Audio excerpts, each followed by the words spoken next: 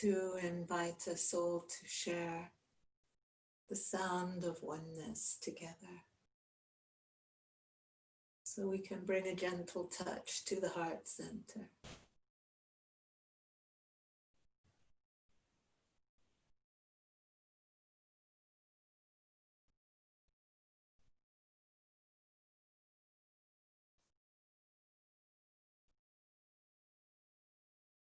Feeling reconnected with ourselves.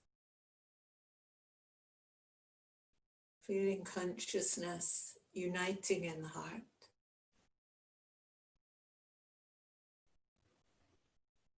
Which connects us with the all that is, the oneness,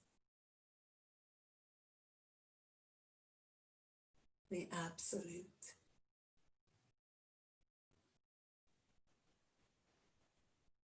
So let's breathe together for 3 rounds.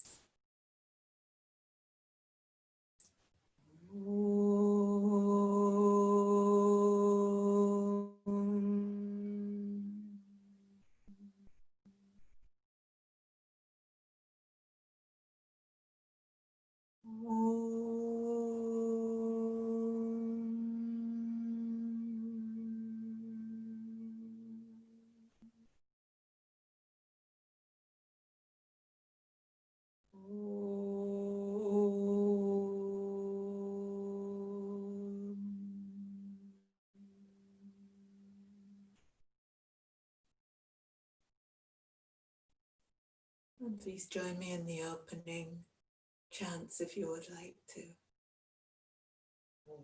Omkaram bindu samyaktam nityam dhyayanti yoginaha kamaram moksharam chaive omkaraya namo namaha. Om, united with the source on which the yogis ever dwell, grants desires and liberation. Salutations to the Omkaram.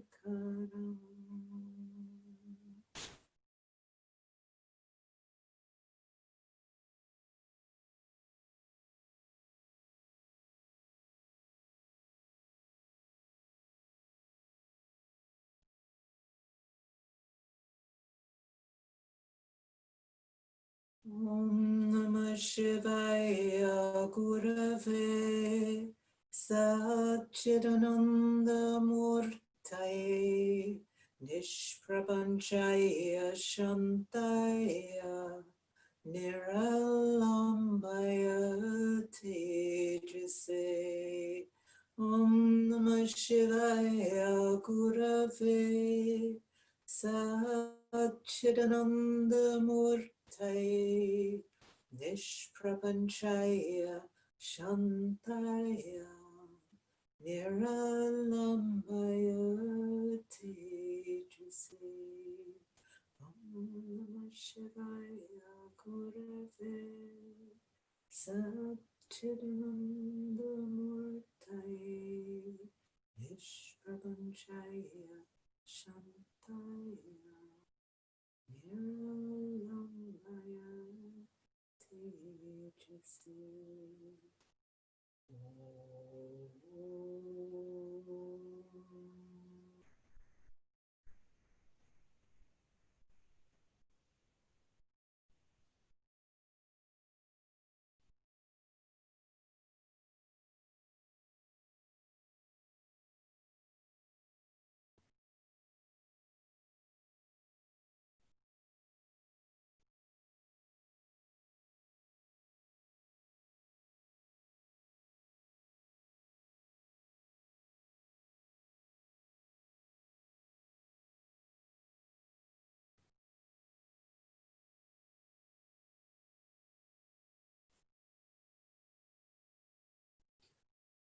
Om Shanti, Shanti, Shanti.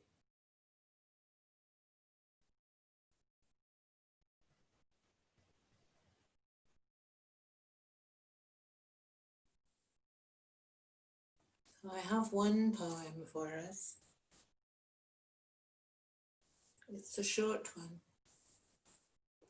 It's called From My Breath.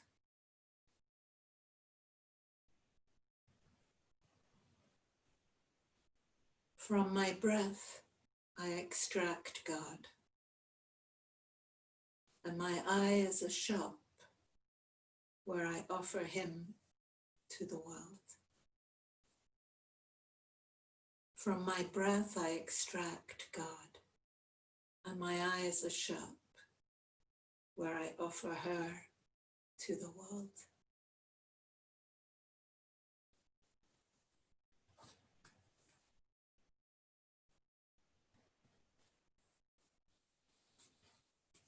Saint Thomas Aquinas.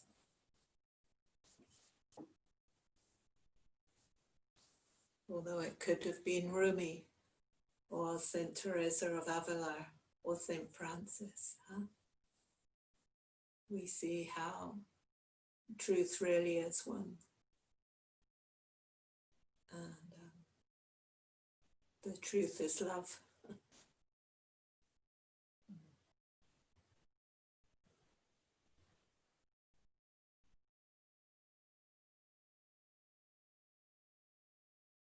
So it's what we find when we're doing heart practice, I think.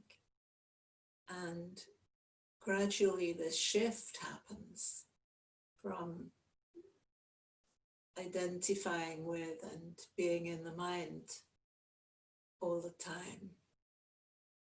And this shift, beautiful shift, begins to happen where we begin to identify and live in the heart more and more.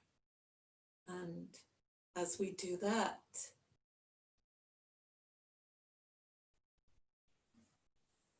I think we find that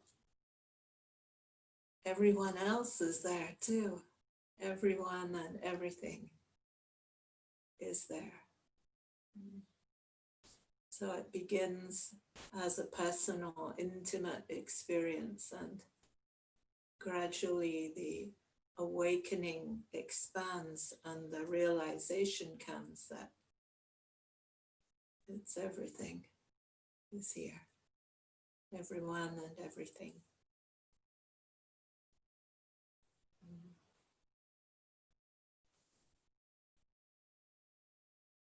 And of course we find when we're with others, even like this on Zooming, I can feel your hearts responding to me. I can feel your hearts hearing me.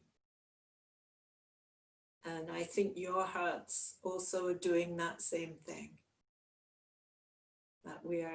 That's how we're connecting. So I find myself here, I find everything here and everyone. And then I find myself in your heart too. It's really beautiful. Myself and everyone and everything.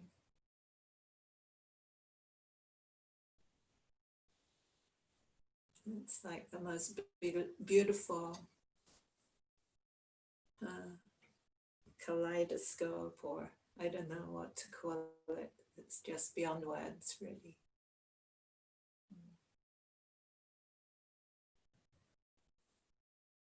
So I was asked to speak about something. Someone asked me to speak on a particular subject, and it turns out they can't be here this evening.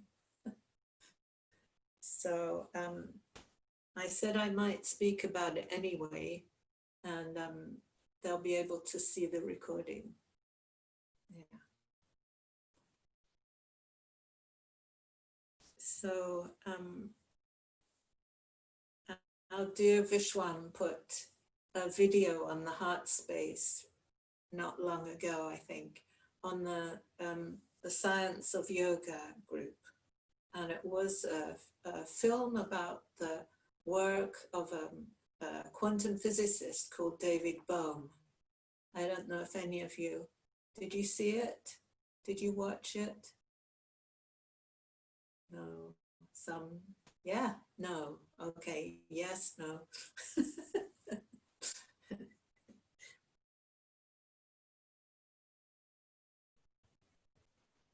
So he was, so the person that has asked me to talk about that because they found the film was really a bit over their head. So they said, could I make it more simple? So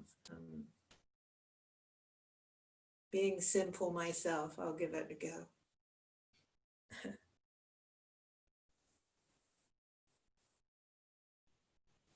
So David Bohm, he was very interested in the nature of consciousness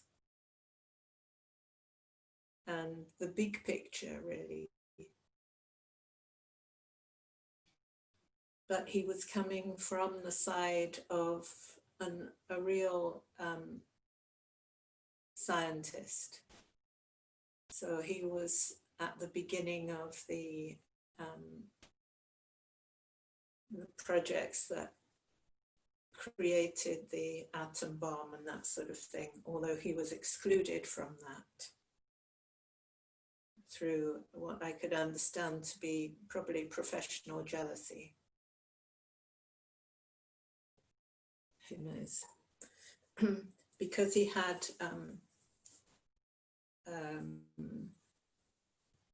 he cared about people, he had compassion. So in those days, which is back in the 1930s, 20s and 30s, he was considered to be a communist sympathizer because he cared about people.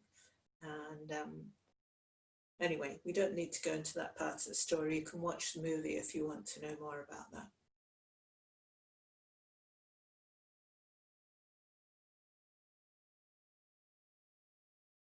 So coming from classical physics, where they were looking for the smaller and smaller particles, and marrying that with his own probably inner quest to know the nature of consciousness. That was the creative juice and beauty and tension of his work. So he very much didn't want to focus on the smaller and smaller. And very much like today we have Nassim Haramein, who you've probably all heard me speak about.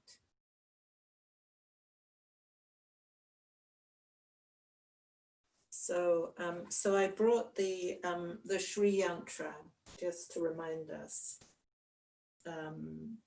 about, this is where the work of David Bohm and Nassim Haramein come together.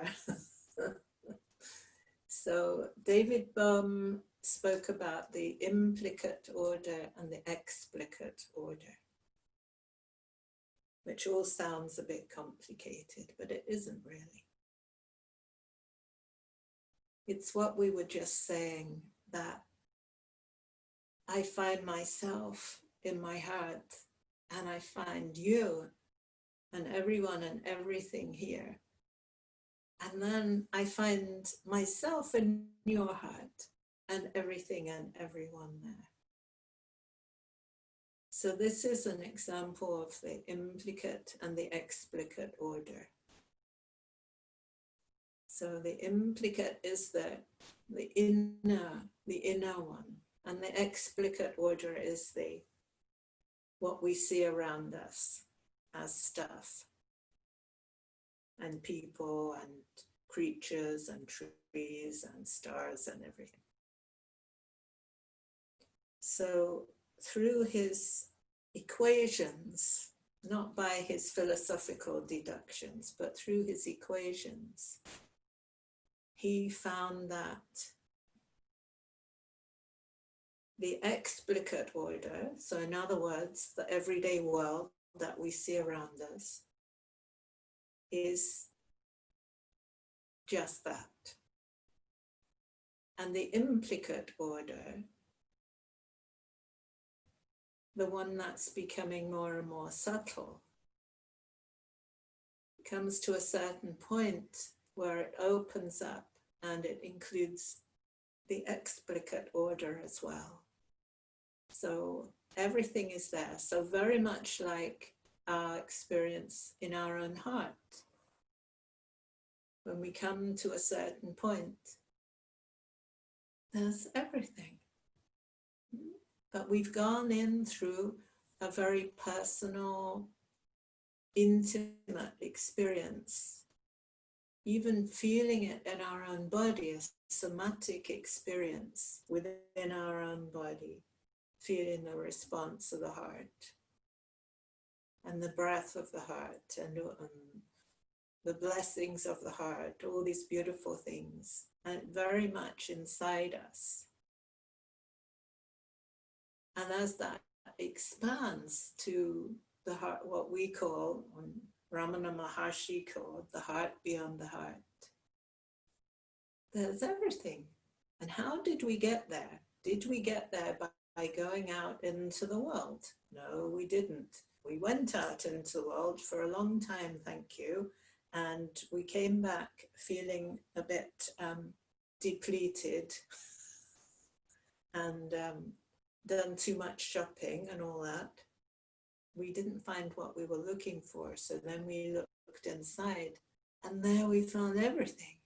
So we are actually having, you might say, we call it a spiritual experience, but he described this in equations. And it's pretty cool, isn't it? And Nassimha remained the same, following on from that work. So he's taken it obviously quite a bit further. You can look into his work if you wish to. But the Sri Yantra that we have here that came about through the blessing of a conversation with him, with Nassim.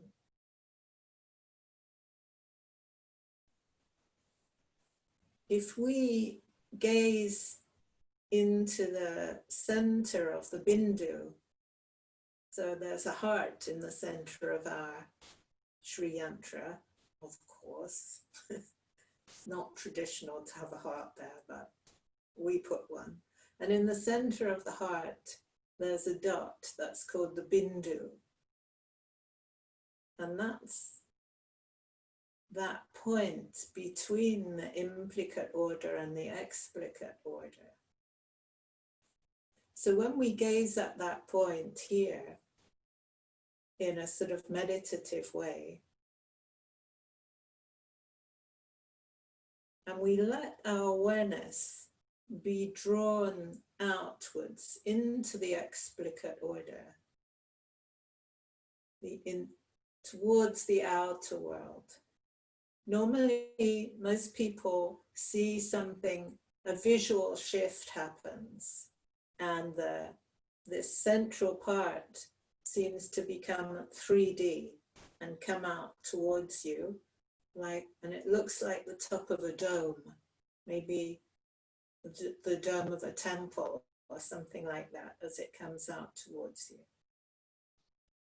And then people have other kinds of experiences which you can try and see what happens to you. They're not anything to get too focused on, I would say. But this experience of the implicate and explicate order is, I find, quite valuable and powerful through the Sri Yantra. So if you focus on the Bindu another time and let your awareness be drawn in, so then it doesn't pop out in 3D, It's like you're going in through, not the tunnel, but you're being drawn into this center more and more. And then you come to a point where it opens out and there's everything. So this is a meditative experience that is very, a regular occurrence for a lot of people, using this as a meditation aid. So the Sri Yantra is very, very ancient, sacred symbol, and it encodes a lot of scientific information, which Nassim Haramein was very excited, I think, to discover. So when I sent him a picture, not of this one because we didn't have it then, I sent him a picture of a Sri Yantra, which he looked up Sri Yantra, I think, on Google and found the traditional diagram, which is a lot of black triangles intersecting with each other. And he told me, if you convert this into 3D, so he looked at this diagram of triangles, two-dimensional diagram, and in his mind, which is a phenomenal mind, he created it into 3 dimensions in his mind. And I have one here.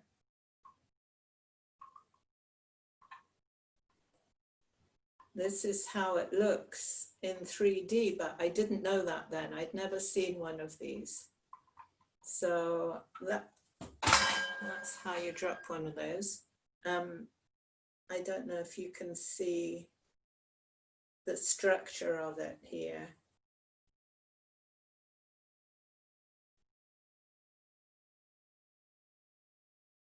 But it's quite intricate.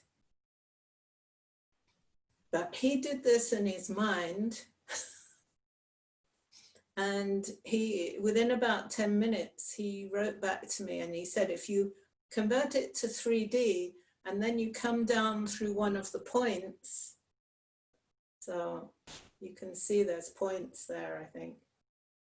You come down through one of the points, you come to a 64 base tetrahedron, the basis of all life.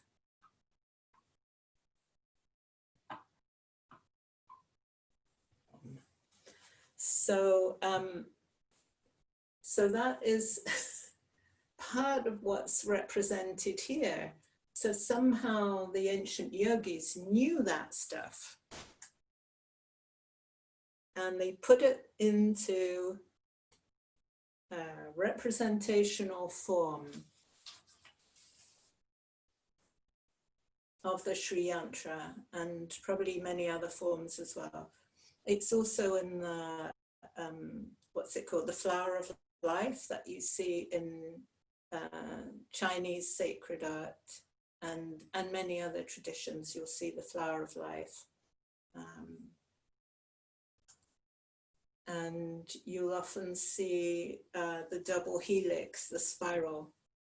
That is, of course, our DNA, and many other things. Excuse me.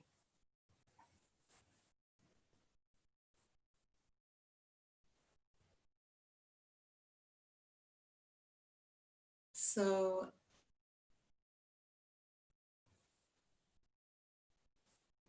one of the things I really like that quantum physics says about reality, a description of reality, that I really like this. They say it's a non-local interconnectedness. So it's not fixed to any one place. Non-local, to me, that means it's everywhere and every when. Non-local interconnectedness. And they say within that interconnectedness, everything that we see in the explicate world, which is just our everyday regular world, where we see people and chairs and birds and so on. Trees, we should include trees because we've mentioned them already quite a bit. So they say those are local addresses within the non-local interconnectedness. So we can know that that's us. That's our existence described right there, a local address. And it gives us a very good idea, I think, of the temporary nature of our existence and all the other things that we always seem to think are going to be there forever. So our local address blinks in and out within the non-local interconnectedness. So that's the part of quantum physics that I think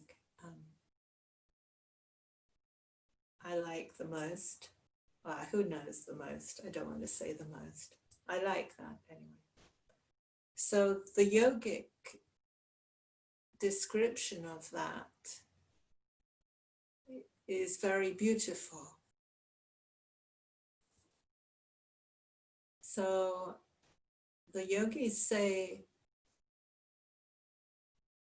there's one light that is shining through everything as everything. So do you see that's like the non-local interconnectedness? Hopefully. So there's one light, so there's one energy or source of everything. But I like it when they say it's a light, and they said, and it's shining through everything as everything. It's shining in the galaxies and the stars and the planets. It's shining in our solar system. It's shining in our world. But hopefully we're seeing that this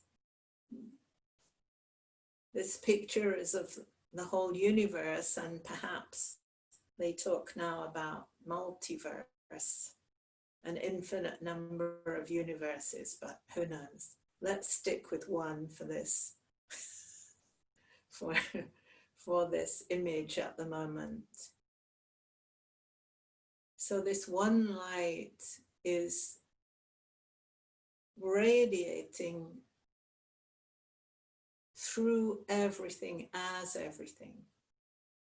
Galaxies, stars, nebula, planets, coming to our planet, our beautiful blue marble, the same one light shining through as that planet and as everything on that planet. Everything. Worms, snails, puppies, flowers, piglets, trees, clouds, people, everything.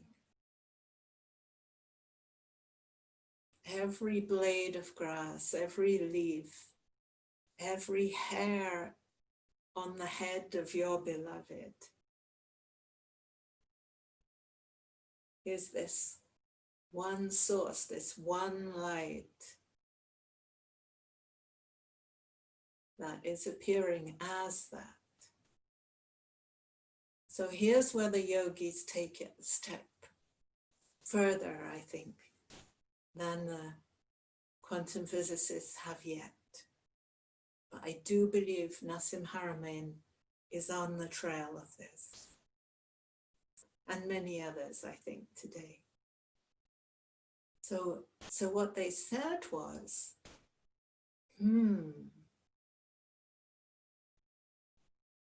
everything is the same light that is infusing, nurturing, is the aliveness within us, within everything.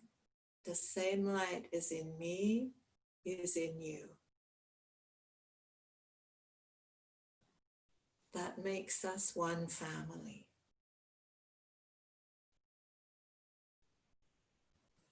That's the beautiful part. The yogi said that makes us all one family. Everything. Galaxies, etc., etc. Stars, planets, worms, piglets, trees, you, me. The hairs on the head of your beloved or your children. And your enemies, or people, you probably don't have enemies. That's a big word, isn't it? But people you may have difficulties with. Same family.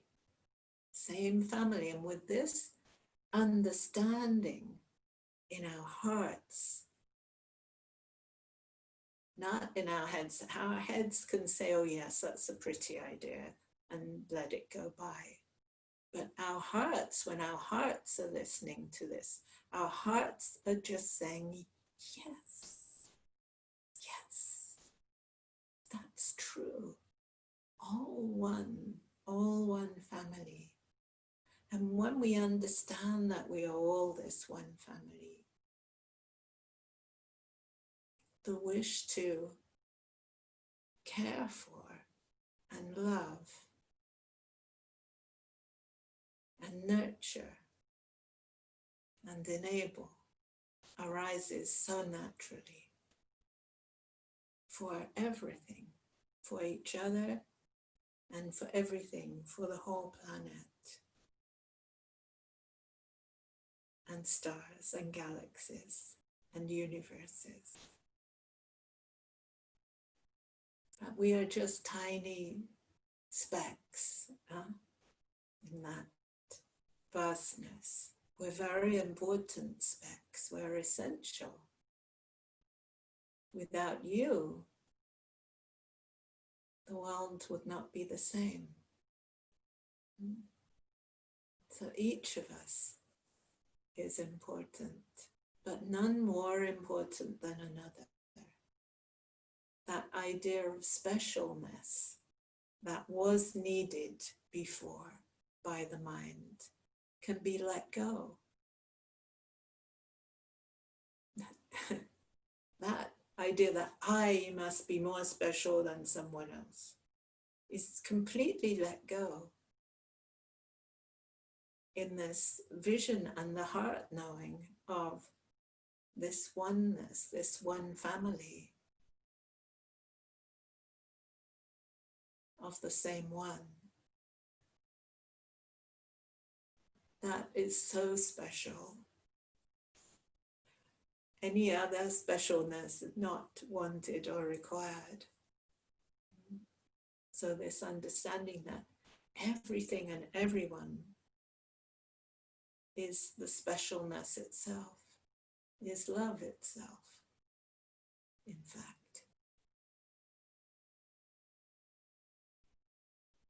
And even more than that, any concept that our hearts will tell us this immediately. As soon as we're trying to put concepts there, we're slipping away. But the heart is knowing the fullness of this. Am I right?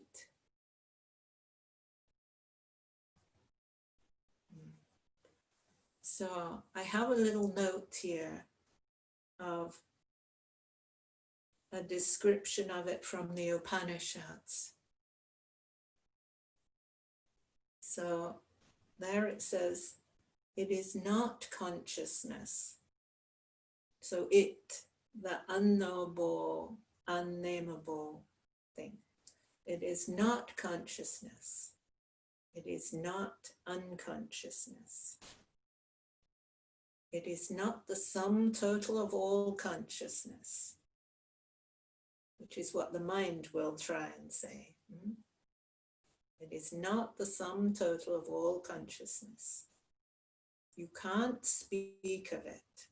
There's no mark, no symbols. It's not located in one place. And the essence is to be found in silence.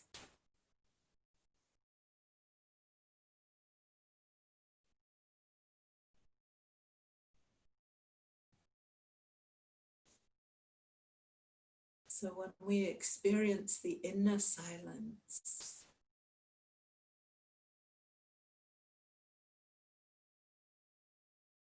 there it is.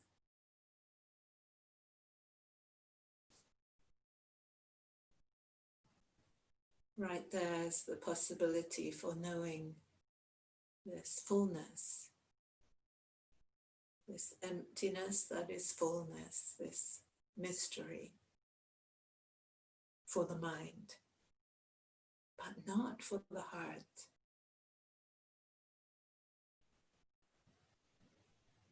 The heart is so at home here. This is what has been yearned for.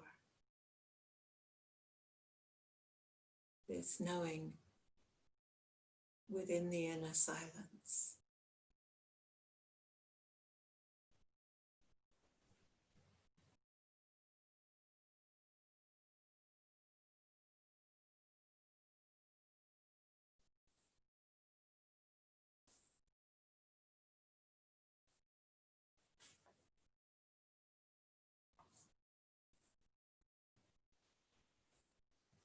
If we had a singer with us tonight, that would be a good time for a song, but we don't have one.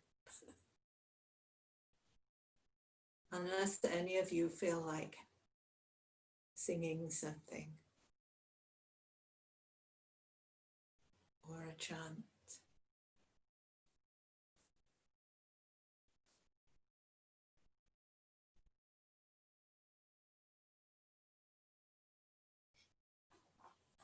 I think I might chant the Gayatri mantra, because that is, yeah, that is perhaps as close as we can come in words, in sound vibration to that.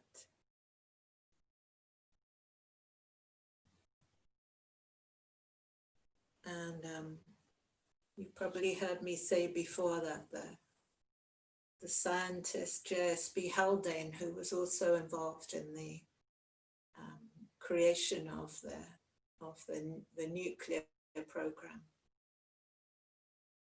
back in those days, in the 1930s, he had a sign on his door that said the Gayatri mantra is more powerful than 1,000 atom bombs. So they were knowing about this stuff too, those scientists. And they still went ahead and created a weapon, but there we are. That's the mysteries of humankind.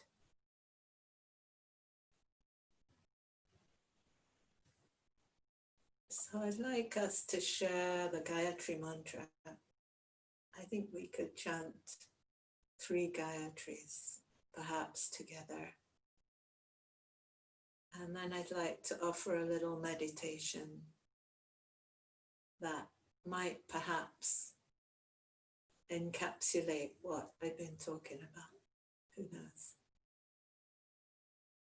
So invite you to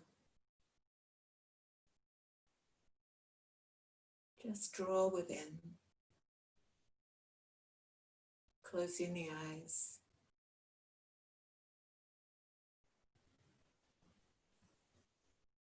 Perhaps a light touch to the heart center.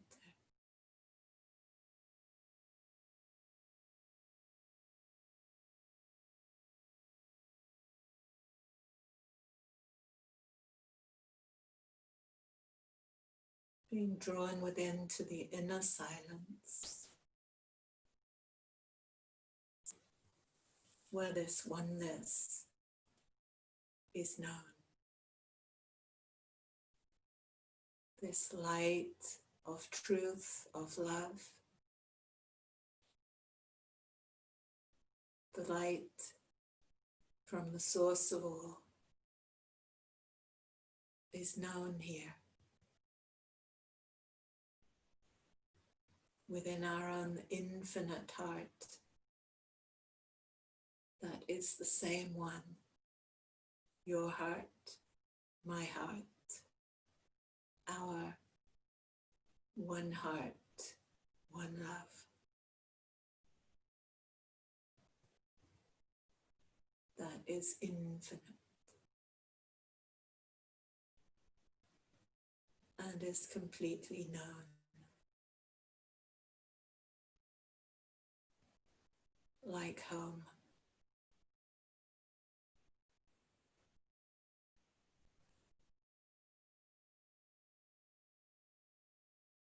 This place where the implicate and explicit orders meet.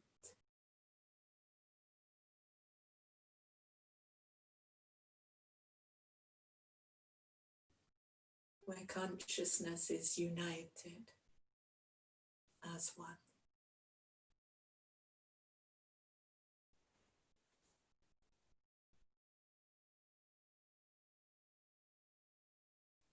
It is only here and now.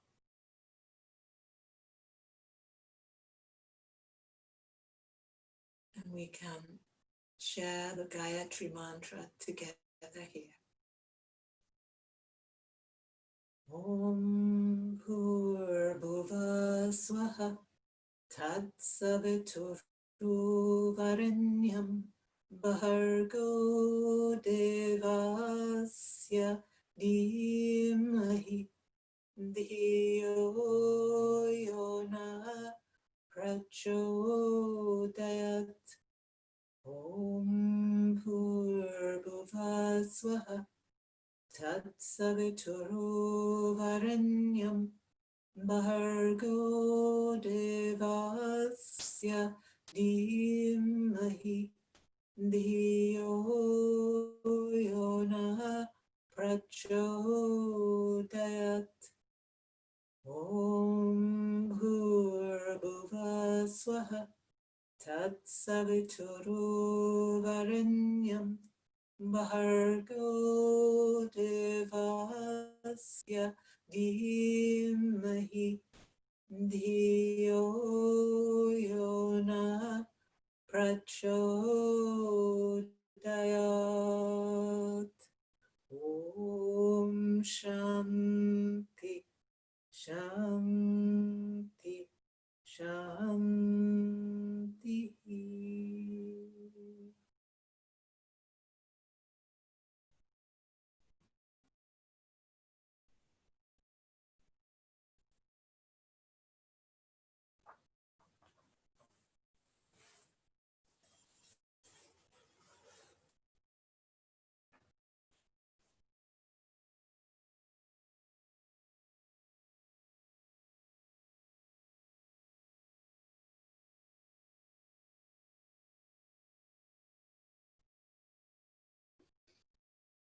So we can glide straight into a meditation. If it's okay for you, please feel free to lie down if you want to, or to change your sitting position, or whatever is comfortable for you.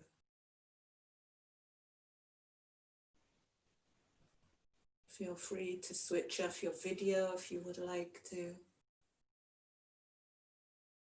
or keep it on if you prefer.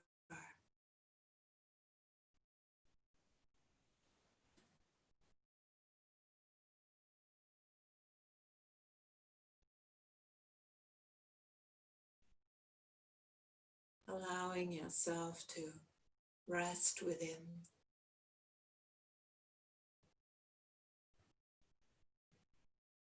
the inner silence.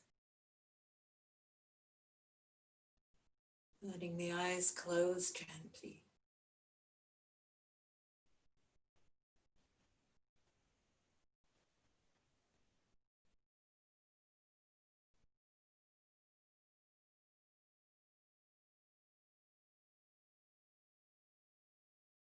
We're going to bring one hand to touch the heart.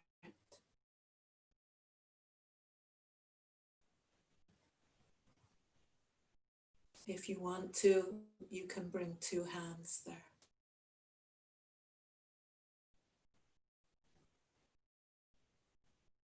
We're going to use the breath and the hands to send this peace out to the world.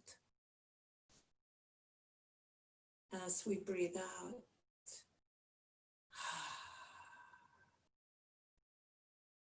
as we breathe in, drawing the peace into the heart.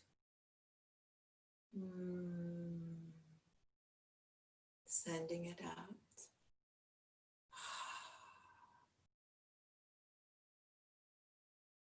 Breathing it in.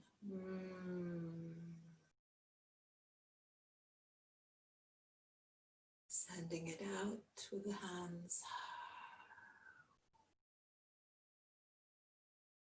Breathing this peace into the heart and out to the world. Just continue with that beautiful peace breath.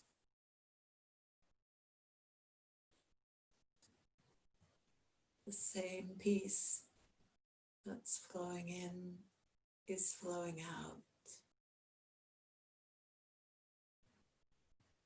Uniting your heart with the world.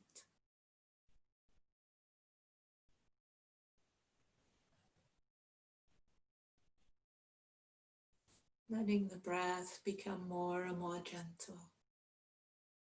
Letting the hands rest.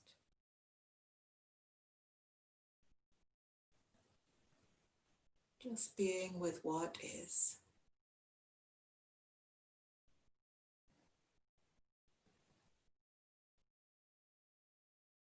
Not trying to stop or change anything.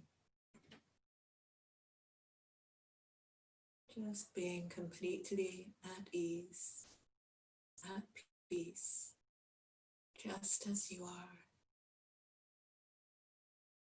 Not needing to change a single thing.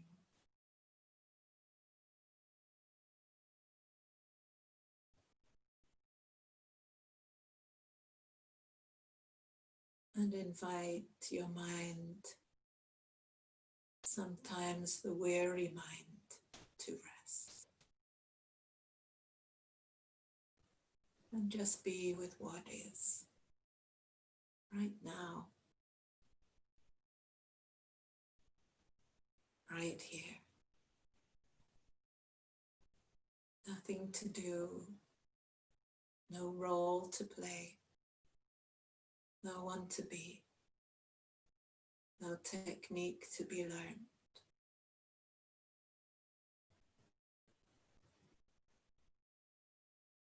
Just being.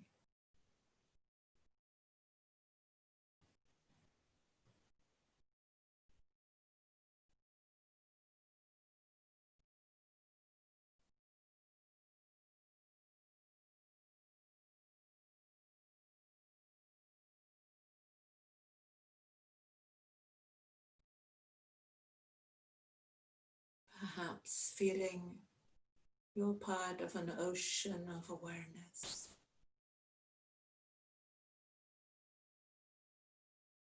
You are resting in this ocean of awareness.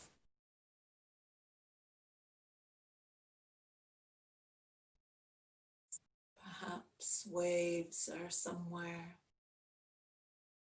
They're not important.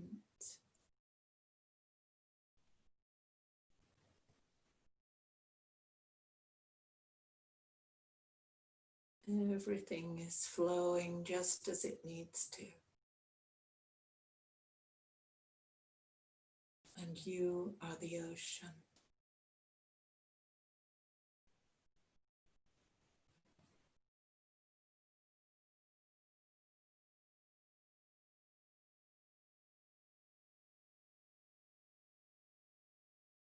There is nothing you have to do.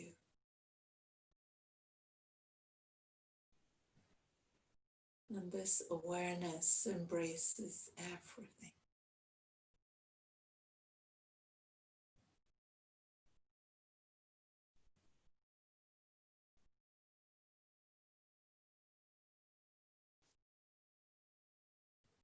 In all directions, into infinity, embracing everything. All beings, all places, all times. There's nothing it is not.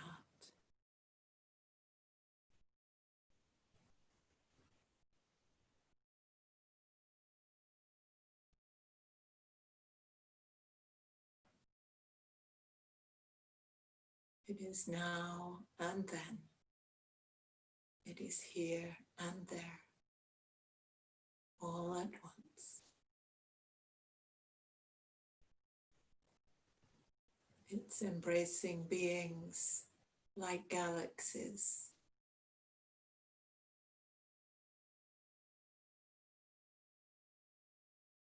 Embracing beings like stars and planets.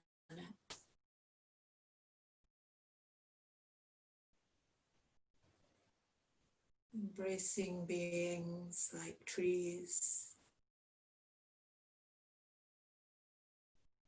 flowers,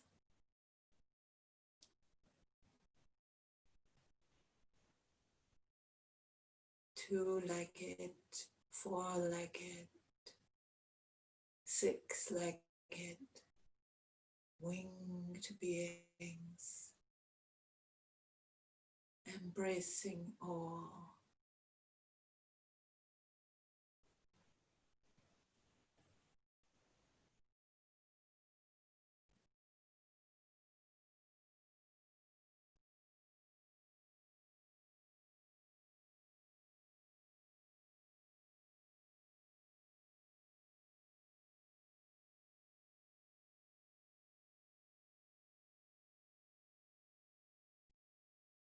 Knowing the stars and planets and galaxies as beings.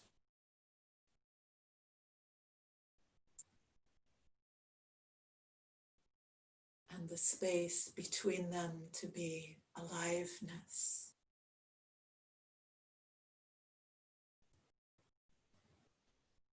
To be the life, the spirit of this ocean of awareness that you are.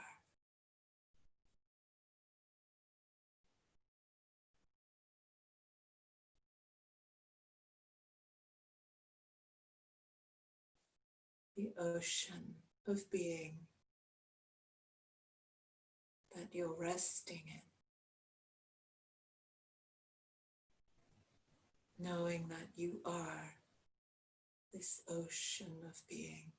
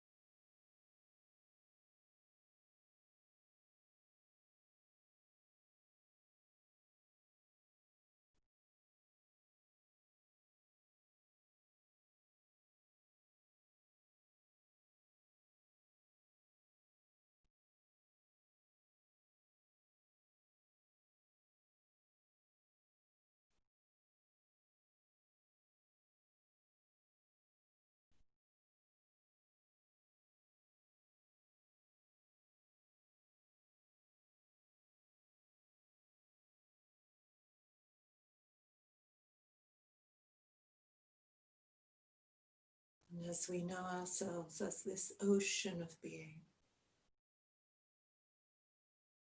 an awareness arises of those beings who are not knowing this at this time, who experience suffering from the idea of separation.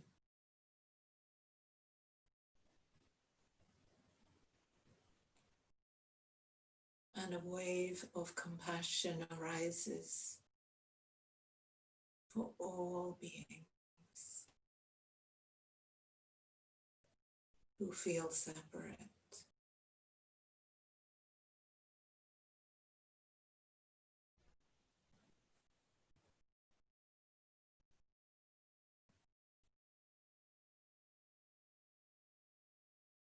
This wave of compassion flows out, embracing, touching every heart it meets.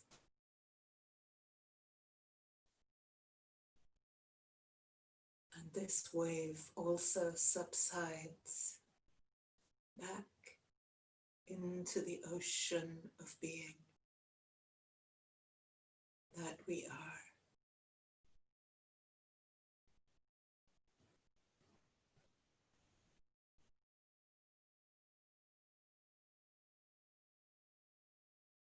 In this oneness, there is no separation, there is no suffering.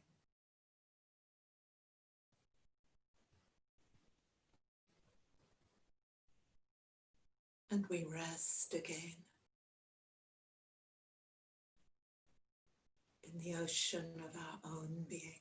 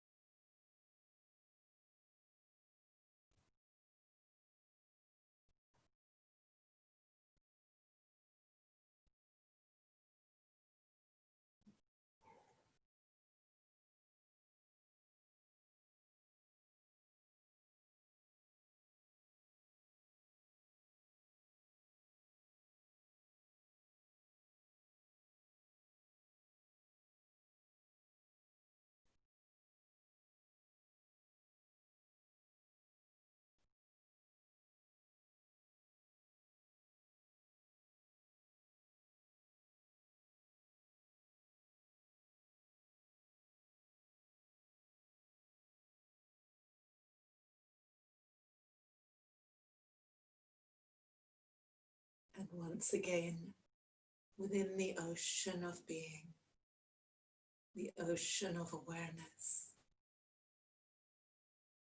the awareness of other beings arises, and a pure love flows out from you to all beings everywhere.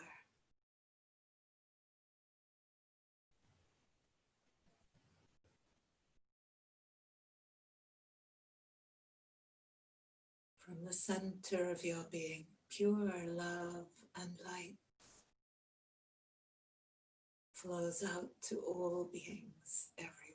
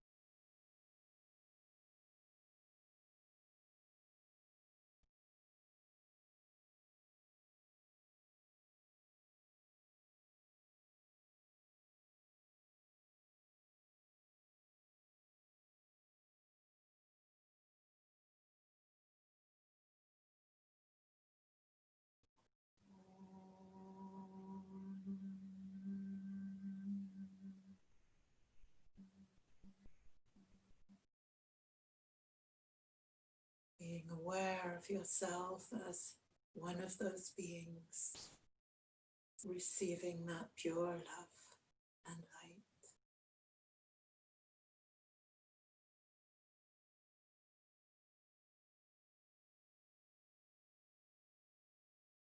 Being aware of yourself again as an individual, receiving that pure love and light, bathing in that beautiful blessing and grace.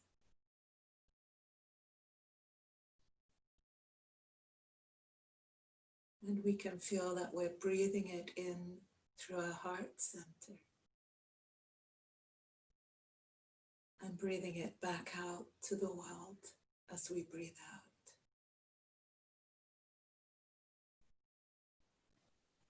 Breathing in pure love and light,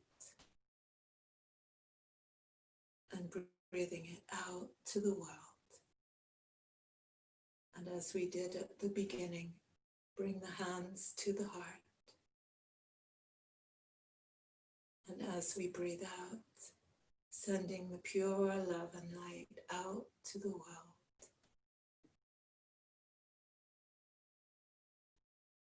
Breathing in, drawing it in to the heart center. Breathing out, sending it out to the world with a sigh. Breathing it into the heart.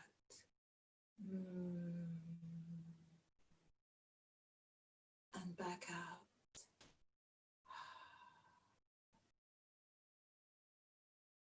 Bringing the hands to the heart center in Anjali Mudra. That natural position of the hands at the heart when we feel so grateful, so blessed.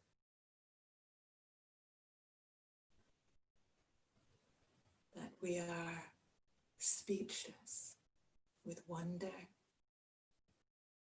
and awe and gratitude for the blessing of our existence and the existence of all that we know to be our one family, one heart, one love, all one, same one, all one. Jai Shri Satguru Prem. Jai.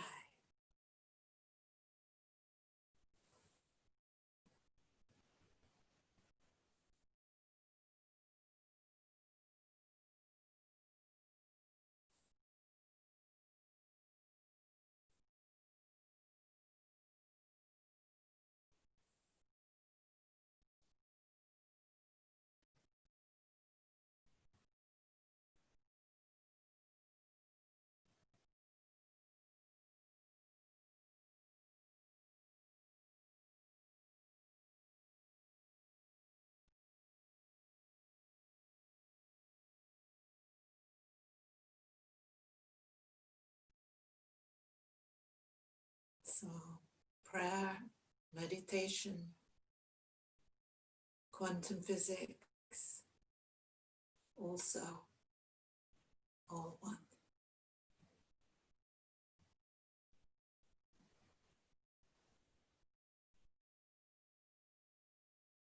The meditation just now was the quantum physics of the heart.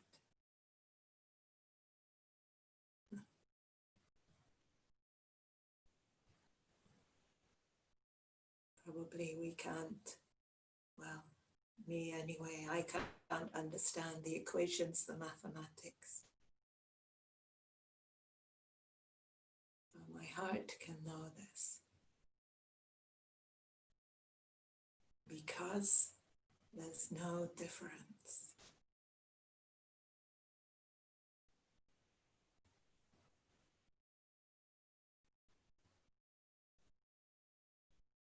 There is not you and the oneness. There's not me and the oneness. There's just the oneness.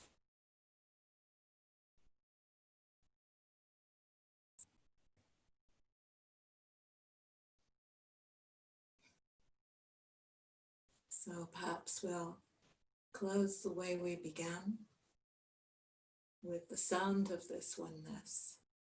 So many traditions, scientists, saints and sages tell us that there is this one note, this one sound that is flowing through everything, that is holding, creating everything. In the beginning was the sound, the word.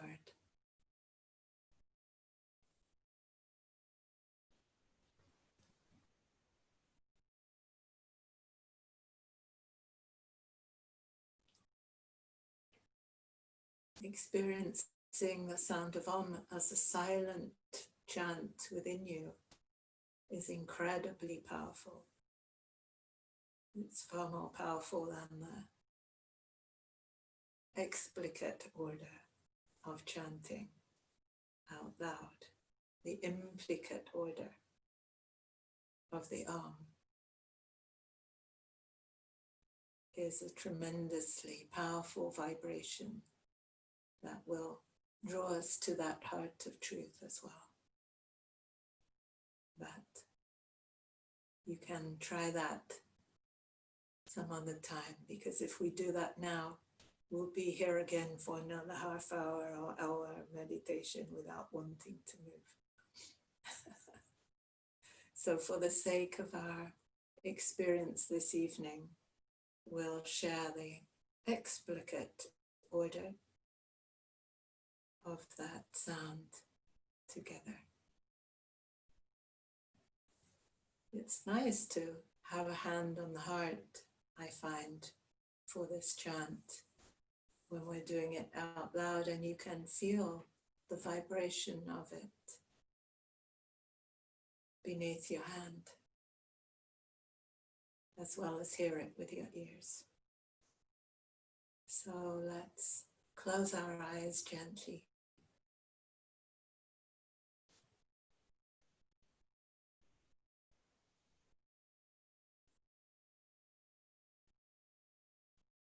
Enjoying this oneness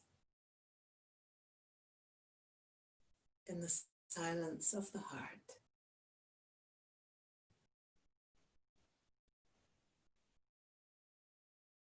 This beautiful blessing that flows to the face as a smile, or like a smile, feels like a smile. Because we're home. So let's breathe together for the sound of this home. Om.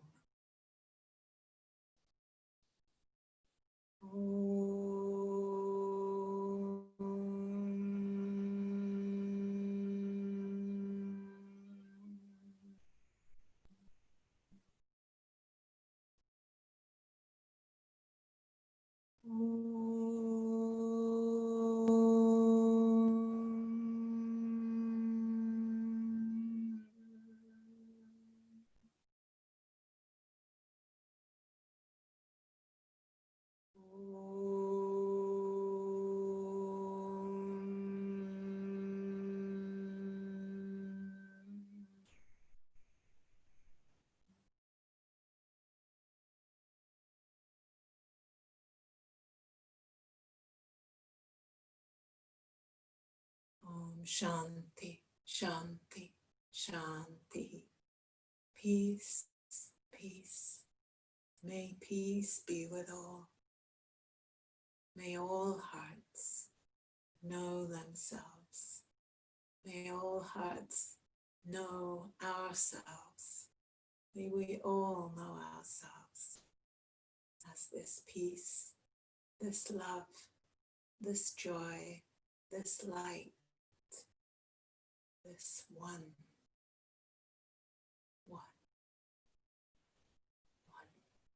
Om Shanti.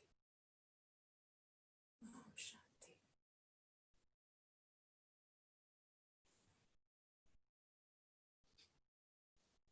Thank you all for coming this evening to be together and at home, being home together. You in my heart, me in yours, the wholeness of everything together. God bless. Thank you.